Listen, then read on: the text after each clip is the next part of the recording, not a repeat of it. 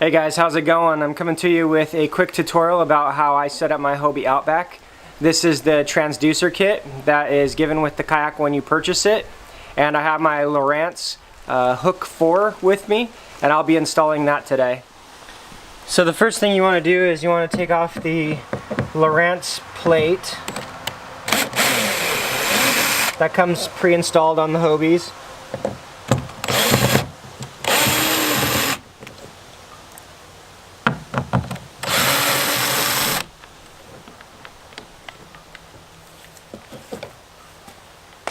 And you see there's some debris on here. You'd want to clear as much of that off as you can.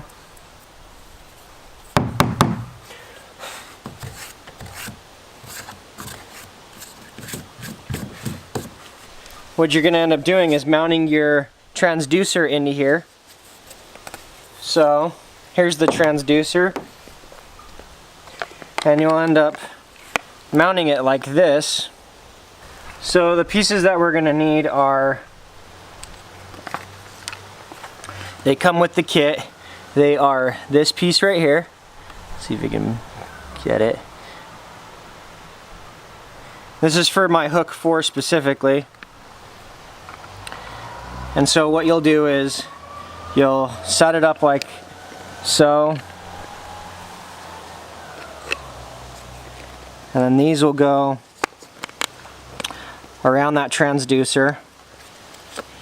And then you have these little square washers. I guess that's what you would call them. And they end up going, and this puts pressure on both sides when you go to tighten this down. So it has a machine screw that comes with it, and then you'll just run it through and then tighten that down.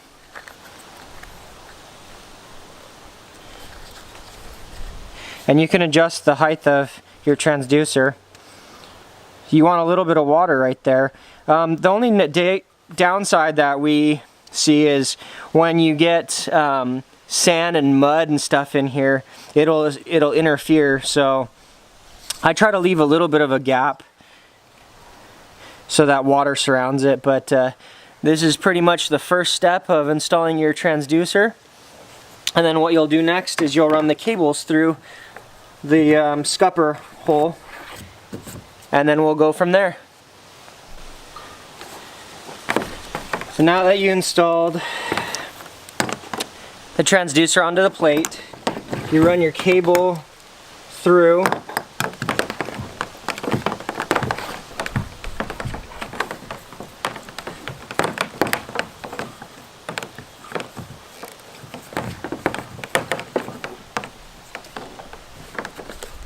Alright, and now we're ready to install the plate back on.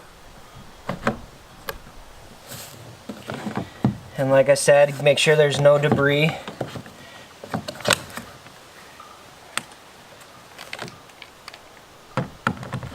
And you want to make sure to start it slowly so you're not cross-threading.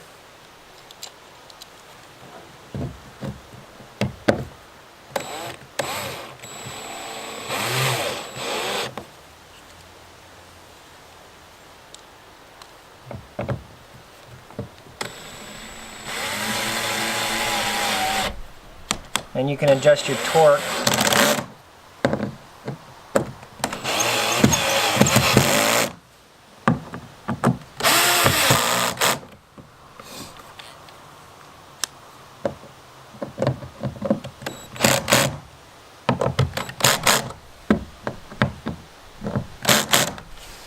Alright. Now our next step is to flip it over and run it through the hole. So Hobie likes to add foam into their kayaks, and what you need to do is you need to get to this. There on the back there is a spanner nut, and you need to be able to reach it, so you're gonna have to pull this foam out to get to that, because what we need to do is replace this rubber piece with a grommet.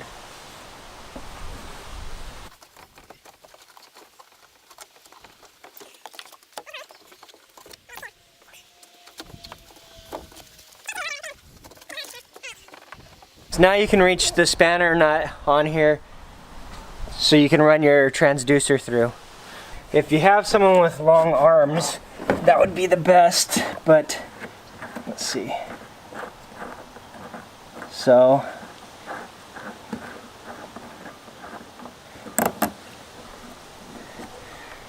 there you go. This is what the inside piece looks like, and this is the top piece. We'll remove this rubber cap and we'll replace it with a grommet that fits around my transducer. Okay, so after measuring them out, it turns out this one is the one that fits the most snug. You can kind of see. So this is the one I'm going to use. I'm going to pop out this cap. You'll want to take this washer, or sorry, this rubber O-ring, and then we'll pop this out.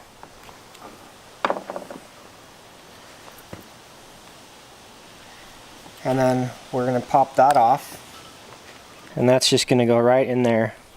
You want it to be a tight fit so that you don't get water leaking through.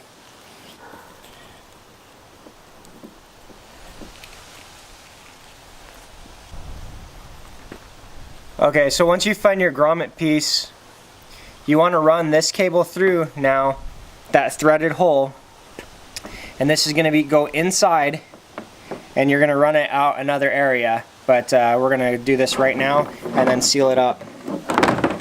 One thing to note is to make sure you have this O-ring on before you put this through. And there's, let me show you really quick if I can. There's two different sides to it. There's one that has a lip on it and then one that doesn't. And you want to make sure that it is going to seal properly when you put it down. So the lip is going to be facing upward. So imagine that it's going to work just like this, and that's what you want. So now we'll feed it through.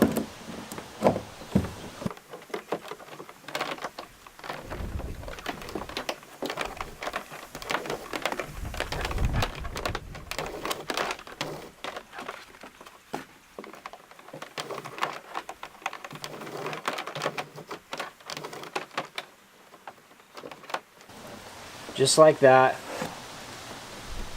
And then this, so we'll set this rubber gasket right there, and you want it to be a snug fit so water doesn't come in.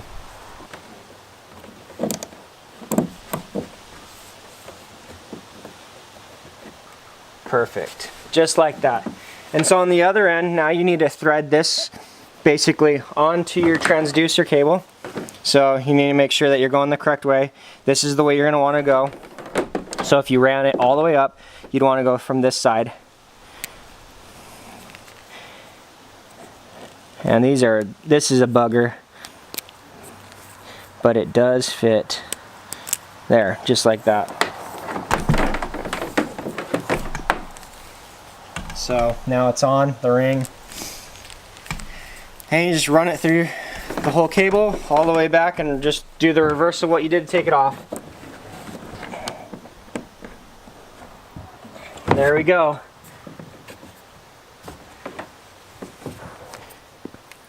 And now on to the next step. Okay, so now the same thing goes. We have to find a grommet that'll work with these plugs on both sides, and that'll fit snug around your transducer and your power cable. So we're going to go ahead and do that, and then we'll have to unscrew one of those plugs, which I'm going to end up doing my left side while on the kayak. That's where I'm going to put my transducer, my fish finder. So I'm going to do that right now.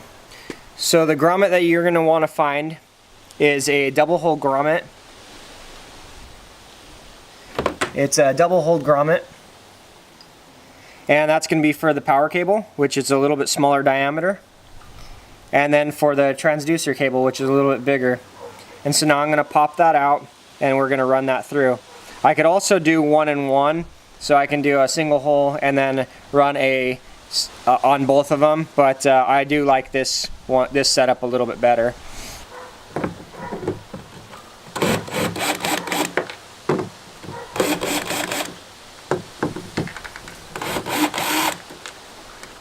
Same thing, you want to make sure that the debris is cleared, and then you want to make sure that you remember the orientation. Don't lose this little gasket, because that's what's going to help create that seal to make sure it's watertight. On these ones they use self-tapping screws. So I'm going to keep the majority of my transducer cable in the hole, and then I'm going to want to make sure that this comes up and is not interfering with anything. And then I'm going to run my power cable. I'm going to run my power cable down through. And this one I did SAE connectors. That was just my own personal preference from my last kayak.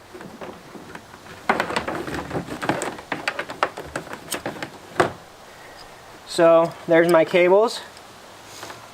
And then here's the grommet. So I decide which one I want to pop out. And I like how the Hobie sign, I'm just kind of picky about that. So I like where it's positioned. I'm going to end up having the grommet out on the bottom part. So pop that out. Make sure I run my gasket over both cables to create that seal, and then run both cables and then line that up again. Put the gasket on.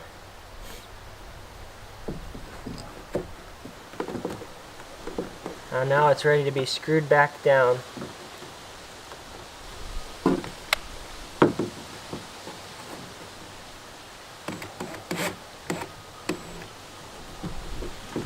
You want to be really careful with self-tapping screws, because these are really easy to strip out because they're going right directly into the plastic. So I'm actually going to go and grab a hand screwdriver and then just tighten them the rest of the way. I'm just going to get them started with the power driver. And if you're really careful, you hold at the base, you can pull a little bit more cable out, but that's about all I need for my setup. Alright, I got my screwdriver and I'm going to finish tightening it. You don't want to over tighten it. Alright, so I have my transducer ran. The next installation will be for this. This is my Lowrance Hook 4, and I'm going to be running a track system on it.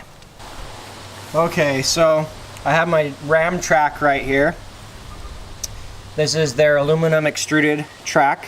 This is I believe it's considered a 5-inch once it has the end pieces on, but I'm going to install it without the end pieces on this particular one because it's going to sit in this groove right here. So I'm going to mark where I'm going to drill the holes, and then I'll get started. Alright, so I have my rail, or my track, set up, and I marked it out with a pencil, and so I have the holes on there lined up. I am using a number 8 screw, and it's a 32 thread, and then I have some nylon lock washers and a flat fender washer on the back side as well, and that's to give it a little bit better stability or strength. And then I have this drill bit. Let me tell you what size it is. It's a 9/64, and so switch this out.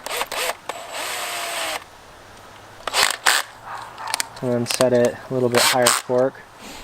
And here we go. I hate drilling into kayaks, but we'll see how this first one goes. Let's do the middle one.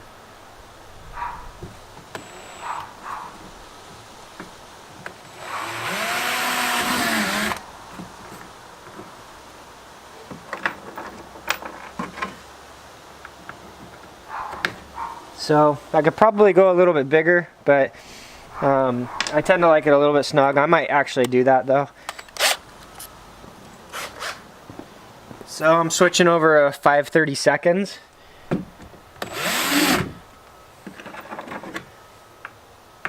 And that's perfect size. So what I usually do is I take the rail. You also want to note that use these type of screws. You want to check to make sure it fits past this top part of the track. That was an issue that I had with another screw. So like I said, this is a number 8/32.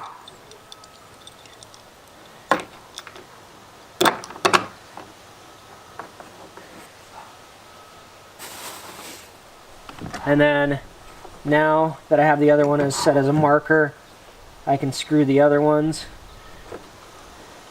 And I have mine at a little bit of an angle. And then this one. Alright.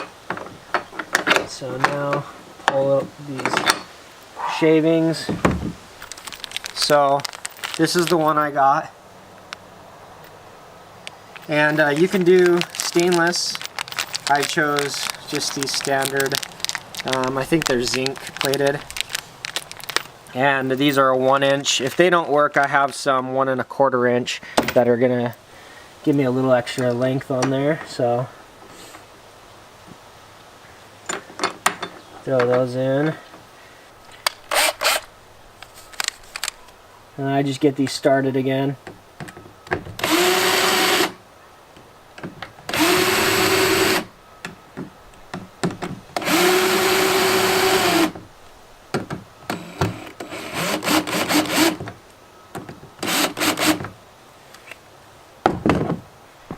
So one thing that I would note is that I do have silicone, and if you want you can put silicone around the holes, but the reason I use such a tight drill bit and I have to screw them in is to make that tighter seal. But if I do have any issues, I can always back them out and throw in the silicone. So now what you'll want to do is take the lock washers, or sorry, the lock nuts, and I'll need 3, and these will go on the back side. I'll cut 2 when I'm finished with it.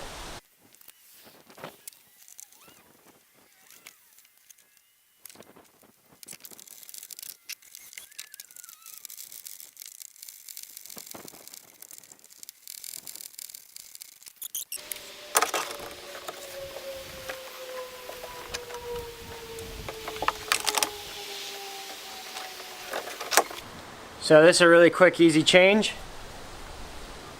Able to pop that off really quick. This is the transducer or Fishfinder mount that actually plugs right back into the Lowrance Hook series. I know there's a couple other ones that it'll work with, but these prongs just go in here, and then you pull up, and it locks in place, and that just mounts right onto that rail. So I'll leave the product number in the description below. Alright guys, so I'm in the last slide of the day, and hope you enjoyed the tutorial. Hopefully it helps you out with setting up your Hobie or adding the rails onto whatever kayak you would like. I'll leave all of the tools and the parts that I used down in the description below, and hope you guys enjoyed. Thanks.